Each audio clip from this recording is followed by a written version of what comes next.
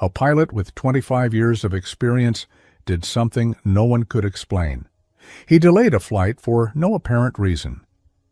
The control tower demanded an explanation. Passengers complained. And then, exactly 3 minutes later, something happened that left everyone speechless. A miracle of the Virgin Mary that no one expected.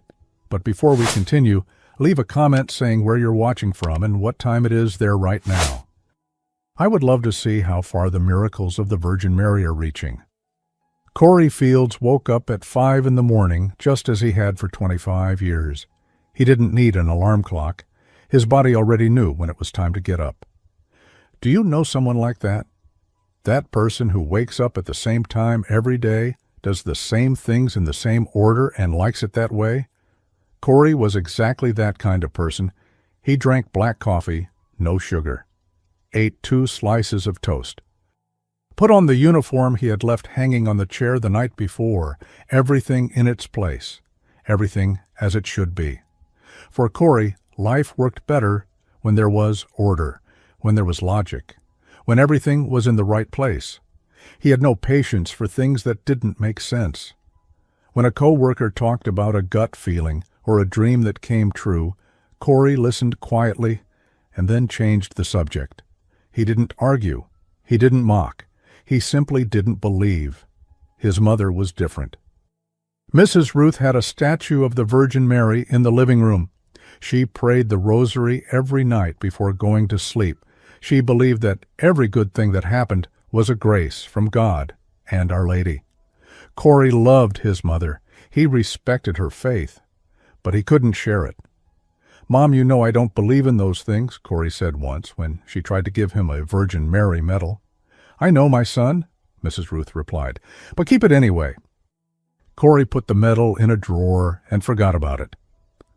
That was 15 years ago. Mrs. Ruth passed away 8 years ago. Her belongings were in a box at the back of the closet in Corey's apartment. He had never opened that box. That October morning, Corey picked up his carry-on bag and left the hotel room in Boston. The day was beautiful. Blue sky, soft sunlight, pleasant temperature, a perfect day to fly. 20 minutes later, the taxi stopped at the airport. Corey showed his badge at security and went straight to the gate. The plane was already there. Kevin was waiting near the gate. The co-pilot was 35 years old and had been flying with Corey for a few months.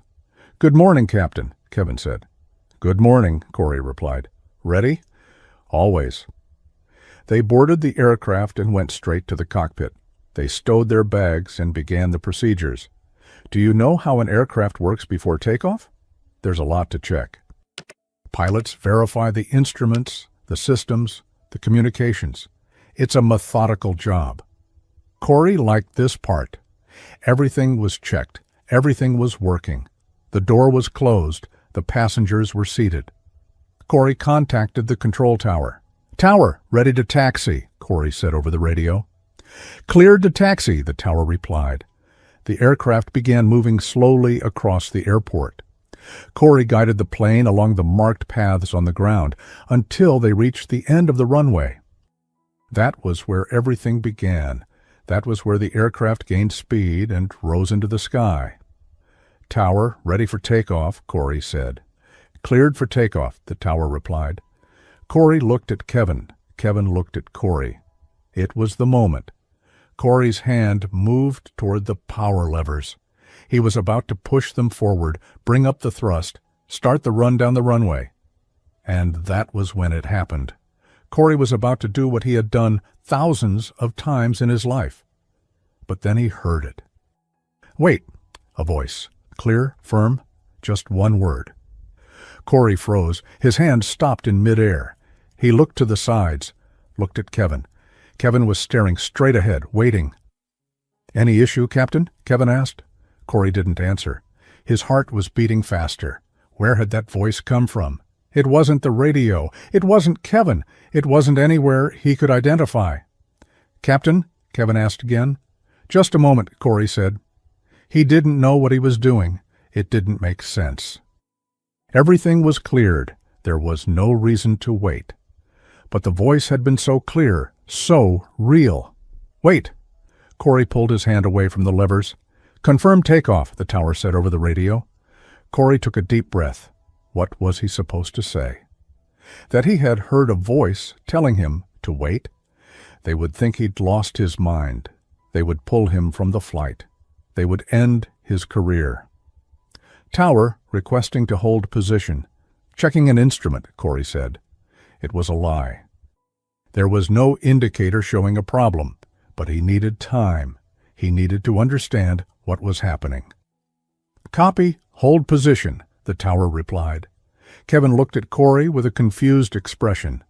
"Which indicator?" Kevin asked. "Just a minute," Corey said. Corey scanned the panel. Everything normal, no issues. He ran his eyes over every instrument, every light, every number. Nothing, absolutely nothing out of place. But he couldn't advance the thrust. Something inside him was telling him to wait. Something he couldn't explain. The seconds passed. Kevin grew more and more uneasy. "Captain, everything looks normal here," Kevin said. "I know," Corey replied. "Then why are we stopped?" Corey had no answer. How do you explain something you don't even understand yourself? In the passenger cabin, people began to notice something was wrong. The aircraft had been sitting on the runway for over a minute. It wasn't moving. It wasn't taking off. One of the flight attendants called the cockpit.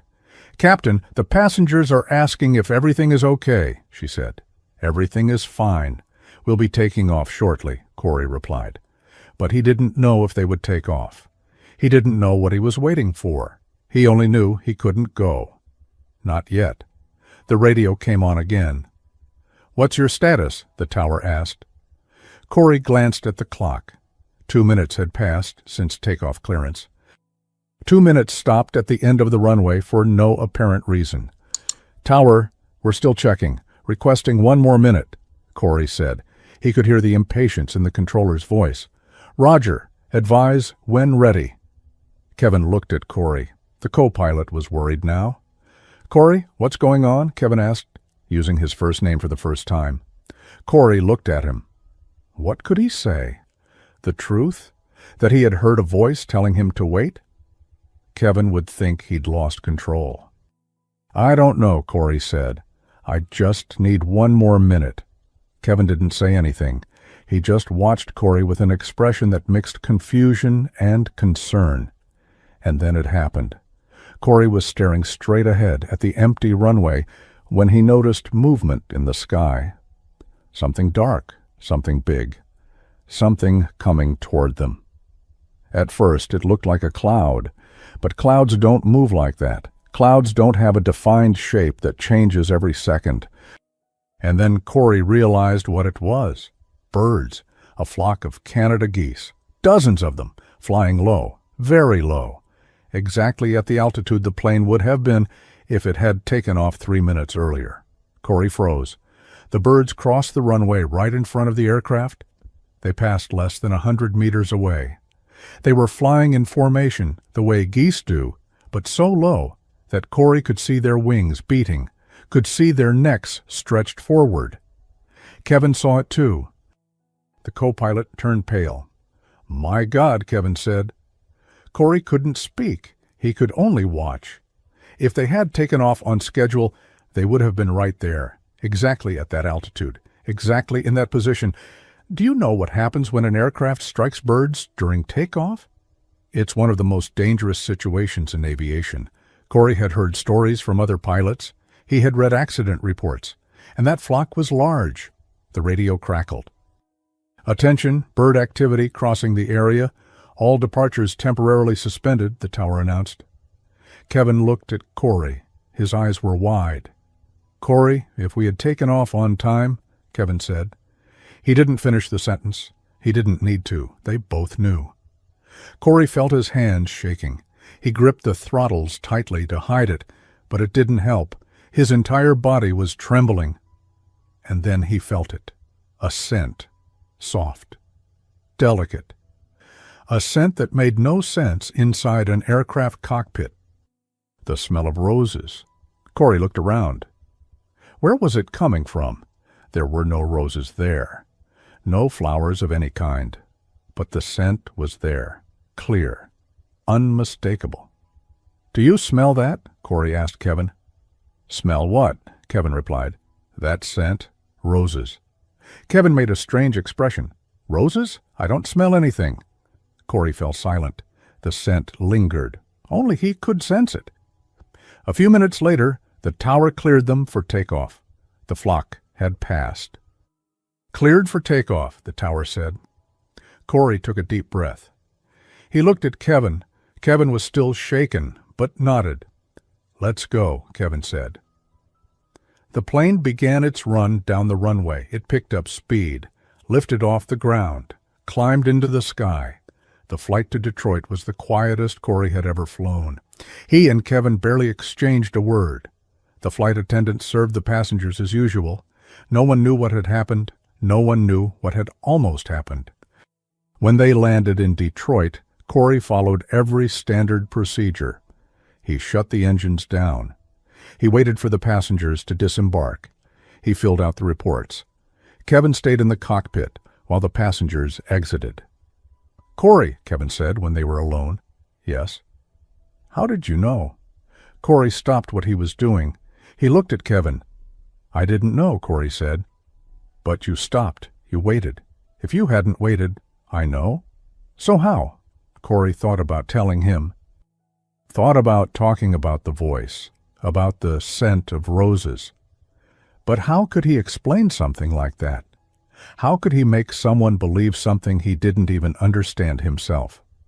"I don't know, Kevin. I just felt like I needed to wait." Kevin stared at Corey for a long moment. "You saved the lives of everyone on that plane," Kevin said. "It was luck," Corey replied. But he knew it wasn't luck. He knew it was something else, something he couldn't name. That night, Corey was alone in the hotel room. The crew had gone out to dinner at the hotel restaurant, but Corey needed to be by himself. He needed to think. He sat on the bed and stared at the wall. What had happened? Where had that voice come from? Why had he smelled roses? Corey had always been a man of answers. He had always had an explanation for everything. But for this, for what had happened, he had no explanation at all. He had tried to rationalize it during the entire flight. Maybe it was exhaustion. Maybe it was some sound from the aircraft that he mistook for a voice. Maybe it was coincidence that he stopped at exactly the right moment. But none of those explanations worked. The voice had been too clear. Corey wasn't a man who cried. He couldn't remember the last time he had cried, but that night, alone in the room, he felt his eyes burn. He thought about his mother. He thought about the prayers she said every night. He thought about the image of the Virgin Mary that sat in the living room of her house. He thought about the medal she had asked him to carry. "One day you'll understand, my son." His mother's words echoed in his mind. Was he understanding now? Had that been a sign? Protection? A miracle? Corey had always laughed at those things. He had always thought they were stories people made up to make themselves feel better. But how do you explain 3 minutes that saved the lives of more than 100 people? Corey lay back on the bed and stared at the ceiling. He couldn't sleep. Every time he closed his eyes, he saw the flock of birds crossing the runway. He saw what would have happened if he had taken off on schedule. 2 days later, Corey returned home. He walked into the apartment, set his suitcase down, and sat on the couch.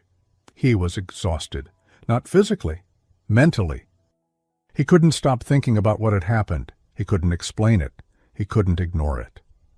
Corey looked at the hallway closet. Inside, at the back, there was a box he hadn't opened in years, a box with his mother's things. He stood up from the couch, walked to the closet, opened the door. The box was there, covered in dust. Inside were several items, old photographs, letters his mother had written, an embroidered handkerchief. And at the bottom, wrapped in a blue velvet cloth, the rosary. Corey picked up the rosary carefully. It was simple, dark wooden beads, a small cross at the end. His mother had prayed with that rosary every night for decades. He stared at it for a long time. He felt a tightness in his throat. "Mom," Corey whispered. The tears came. This time, he didn't hold them back. He let them run down his face. He cried for the mother he had lost. He cried for the time he had wasted not believing. He cried for the miracle that had happened. Have you ever cried like that? Cried over something you couldn't explain? Cried because the world suddenly became bigger than you ever thought it was? Corey cried for a long time. When he finally stopped, he felt lighter, as if he had set down a weight he had been carrying for years without realizing it. He looked at the rosary again, closed his hand around the beads. 1 month after the incident, Corey and Kevin were at a hotel in Chicago. They had just finished a long flight and were standing in the lobby, each holding a cup of coffee. It was late at night. The lobby was almost empty. Just the two of them and a clerk behind the counter. Kevin was restless. Corey could tell he wanted to ask something, but didn't know how. He kept fidgeting with his cup, glancing around, opening his mouth, and then closing it again. "Say it, Kevin," Corey said. "Say what?" "What you want to ask." "You've been looking at me for a month like you've got something to say." Kevin sighed. He set the cup down on the table. "It's about that day. The day with the birds." "I know." "Corey, I need to understand. You saved everyone's life on that plane, and you say it was instinct. But instinct doesn't work like that. Instinct doesn't make you stop at the end of the runway for no reason." Corey stayed quiet for a moment, took a sip of coffee, looked at Kevin. Kevin was a good man, hard-working, dedicated, honest. In the months they had flown together, Corey had learned to trust him, and after everything they had been through that day, Corey felt he could tell him the truth. "What do you want me to say, Kevin?" "The truth, what really happened." Corey glanced around. "You're not going to believe it," Corey said. "Try me." Corey took a deep breath. "I heard a voice." Kevin didn't say anything. He waited. A clear voice, firm. It said just one word, "Wait." A voice from who? I don't know. It didn't come from anywhere I could identify. It was just there. I don't know. Kevin remained silent. He didn't look scared. He didn't look doubtful. He just looked attentive. "And then," Corey continued, "when the birds passed, I smelled roses in the cabin. You didn't." I asked. "But I did, as clearly as I smell this coffee right now." Kevin stared at Corey for a long moment. "So you're telling me it was a miracle?" Kevin asked. "I'm telling you what happened. What you call it is up to you." "And do you believe it was a miracle?" Corey thought before answering. It was a hard question. A month earlier he would have said no, that miracles don't exist, that everything has a scientific explanation. But now? "I've spent my whole life believing only in what I could see and measure," Corey said. He paused, looked down at the cup in his hand. "But that day, something made me stop. Something protected me, protected you, protected everyone on that plane, and I can't explain what it was." Kevin nodded slowly. "My grandmother was like that," Kevin said. "She prayed the rosary every day, said the Virgin Mary always took care of her. I grew up hearing those stories." "And did you believe them?" "I don't know. I respected them, but I didn't take them very seriously. And now?" Kevin looked Corey straight in the eyes. "Now I was on that plane. I saw those birds passing exactly where we would have been. Now I know that 3 minutes was the difference between being here talking to you and not being here anymore." Corey didn't say anything. "So," Kevin continued, "I think maybe my grandmother was right. Maybe there really is someone watching over us, someone we don't see." They sat in silence for a moment. "Thank you for telling me," Kevin said. "Thank you for believing me," Corey replied. Kevin smiled. "You know what my grandmother would say if I told her this story?" "What?" "She'd say, 'Our Lady never abandons her children, even the ones who don't believe.'" Corey felt a chill run through him. It was exactly the kind of thing his mother would have said. Corey's life went on. He kept flying. The same routine as always. But something was different now. In the pocket of his uniform was his mother's rosary, a small object, a reminder of someone who believed in something greater. Before every flight, Corey had his quiet little routine. He touched the pocket, felt the rosary, closed his eyes for 3 seconds. It wasn't a prayer. Corey still didn't really know how to pray, but it was a moment of connection, a moment of gratitude, a moment of recognizing that there are things we don't understand, but that are there all the same. Kevin noticed.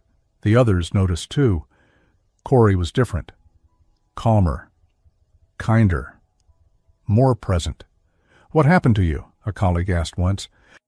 "I learned how to wait," Corey answered. The colleague didn't understand. Corey smiled. He didn't need to explain. Sometimes during flights, Corey thought about the passengers, all those people sitting back there, all with their stories, their families, their dreams, all trusting him to carry them safely from one place to another. It was a big responsibility. Corey had always known that, but now he felt it in a different way. 1 year after the incident, Corey was sitting in the cockpit of an airplane, same route, Boston to Detroit. Kevin was beside him. The two had flown together many times since that day. They had become true friends. "Do you remember what day it is today?" Kevin asked. "I do," Corey replied. 1 year. They fell silent for a moment. Outside, the sky was blue, just like it had been that day. "Do you still think about that day?" Kevin asked. "Every day," Corey said. "There's no way to forget." Corey looked at Kevin. The co-pilot had changed too. He was quieter now, more thoughtful. He had started calling his family more often. He visited his grandmother more frequently. The control tower called over the radio. "Flight cleared to taxi." Corey picked up the radio. "Tower taxiing to the runway," Corey replied. The plane began to move. Corey guided the aircraft along the airport paths. He reached the end of the runway, stopped. "Flight cleared for takeoff." Corey looked at the sky. Clear skies. No birds in sight. No sign of danger. He closed his eyes for 3 seconds, reached into his pocket, felt the rosary, thought about his mother, thought about everyone who had been on that plane 1 year earlier. Then he opened his eyes and pushed the throttles forward. The plane accelerated, gained speed, lifted off the ground, rose into the sky. Another flight, another journey, another day of caring for the people who trusted him. Corey smiled. His mother had been right. One day he would understand, and he finally had. Corey never told this story to many people. He kept that day in his heart, like a treasure. Kevin knew. But to the rest of the world, it was just a 3-minute delay, a technical check, nothing unusual. But for Corey, it was everything. It was the day he discovered that there are things that cannot be explained. It was the day he understood that his mother had been right. It was the day he stopped needing answers for everything. 3 minutes that saved more than 100 lives. 3 minutes that transformed a man who believed in nothing into a man who believes that sometimes someone is watching over us. You know, life is made of moments like that. Moments when something happens that can't be explained. Moments when we have to choose between ignoring it or paying attention. Moments when a voice, a feeling, an intuition can change everything. Have you ever had a moment like that? Have you ever felt that you needed to do something even without knowing why? Have you ever heard a voice, a calling, an intuition that didn't make sense, but you followed it anyway? Corey could have ignored that voice. He could have taken off on schedule. He could have followed the routine like always. And if he had done that, this story would have had a very different ending. Even when we don't believe, even when we don't expect it. Even when we think we are alone, someone is there, caring, protecting, waiting for the right moment to whisper in our ear, "Wait." And when that voice comes, I hope you listen, just like Corey did.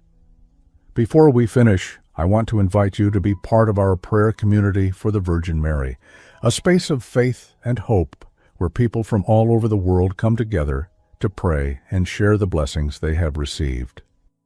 If you feel in your heart the desire to be part of this chain of prayer, click below. Become a member of the channel today, and come pray with us. And look, if you made it all the way here, to the end of Corey's story, do one thing for me. Write in the comments, 3 minutes, the time that separated life from tragedy. I want to see how many hearts this story truly reached. And every time I read 3 minutes in the comments, I'll know that one more person believes that the Virgin Mary's miracles still happen. Because miracles do happen. They happen every day. Sometimes they are big, like this one. Sometimes they are small. But they happen. And when it happens to you, I hope you recognize it. I hope you give thanks. I hope you tell someone about it. If this story touched your heart, subscribe to the channel and turn on notifications. Write in the comments about a miracle you have witnessed or experienced, and share this video with someone who needs renewed hope today. Because stories like this need to be told.